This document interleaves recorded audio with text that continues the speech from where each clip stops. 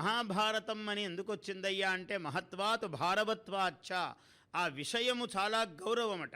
అందులో ఉన్న విషయం ఎంత గౌరవమో, ఎంత గొప్పది అది అంటే, యది హాస్తి తదన్యత్ర యన్నేహాస్తి న తత్క్వచిత్ ధర్మే చ అర్థే చ మోక్షే కామే చ మోక్షే చ భరతర్షభ అని ప్రతిజ్ఞ చేశాడు వ్యాసుల వారు. ఎవరికైనా సాధ్యమా ప్రపంచంలో ఇటువంటి మాట మాట్లాడడం? సర్వభూమండలము కాదు, ఏ మండలమైనా సాధ్యము కాదు. ఆయన ఏం చెప్పాడంటే, ఏదైతే ఈ భారతంలో ఉంటుందో అదే ఈ ప్రపంచంలో ఎక్కడైనా ఉంటుంది. ఏదైనా భారతంలో లేదు అంటే అది ఈ ప్రపంచంలో ఎక్కడా లేదు అని అర్థము. ధర్మ అర్థ కామ మోక్షములలో అని ఆయన ప్రతిజ్ఞ చేశాడు.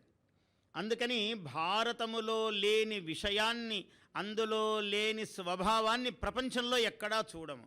అందువల్ల దీనికి మహత్వం వచ్చింది అన్నాడు. భారవత్వాత్, ఆ కాలంలో తాటియాకుల మీద రాసేవారు రాత అంతా కూడా. ఆ తాటియాకులు ఇలా బస్తాలు బస్తాలు అయ్యేవట.